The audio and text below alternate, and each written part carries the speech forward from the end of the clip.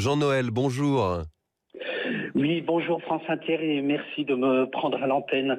Je voudrais dire à Monsieur Valls qu'il a participé sous Hollande à la destruction de la gauche, qu'il a trahi le PS et son candidat Benoît Hamon, qu'il s'est exilé en Espagne et s'est fait jeter, qu'il cherche à se rallier à Macron et n'a pas été élu.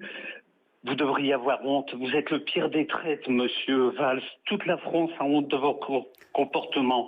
Vous êtes pire qu'un étron. Jean-Noël, s'il vous plaît, je vous coupe. Je remets même en doute son patriotisme, parce que moi, écoutez, j'en peux plus de ces gens-là. J'en peux plus. Les donneurs de leçons, le mec, il prend une fessée en Catalogne, il revient. Pourquoi ? Parce que la soupe est bonne, en fait. Et moi, j'en peux plus de ces gens-là. Les doubles discours, les trahisons. Il signe une charte avec le PS, il va trahir son propre camp en soutenant pas Hamon. Mais c'est tout ce que les Français ne peuvent plus voir, On peut plus les encadrer, ces gens-là. Et moi, j'ai du mal. J'ai pas de la haine, mais j'ai du mal à les encadrer, ces gens-là.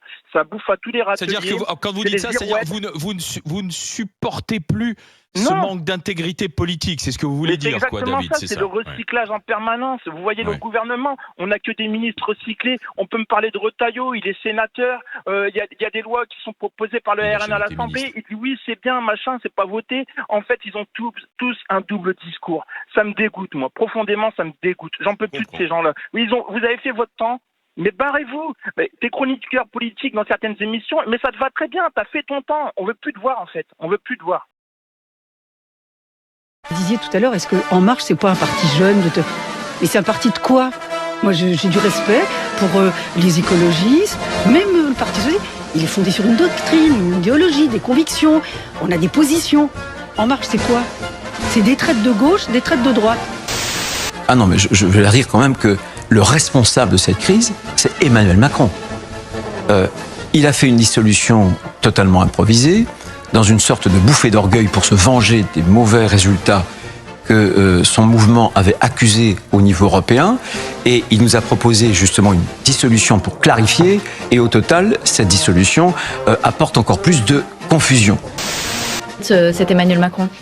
Ah non, pas du tout, parce que ça colle de gauche, donc ça c'est un sujet entre gens de gauche. Sauf qu'on voit que là il y a Haro à droite sur Emmanuel Macron, vous traitez-vous d'adolescent, de BP Grillo en Giorgio Armani, co-responsable du ras-le-bol fiscal, candidat de l'establishment. D'abord j'espère qu'il ne viendra pas dans notre région, parce que partout où il va dans une région, il insulte les habitants de la région, il va en Bretagne, il y a des illettrés, il va en Guadeloupe, il s'expatrie, il va dans les Hauts-de-France, il considère qu'il y a de l'alcoolisme et du tabac en très grand nombre, donc c'est quelqu'un qui ne connaît pas le pays. D'abord, on n'insulte pas les électeurs et on essaie de comprendre leurs difficultés. Qu'à travers Emmanuel Macron, ses grands intérêts financiers auraient le pouvoir. Et d'ailleurs, c'est très simple. Posez-vous une question. Pourquoi ces heures et ces heures de télévision en direct? Pourquoi ces couvertures de magazines? Pour moi, il faut que vous sachiez ça, et c'est absolument central. Je ne suis pas pour que le pouvoir de l'argent prenne le pas sur la politique.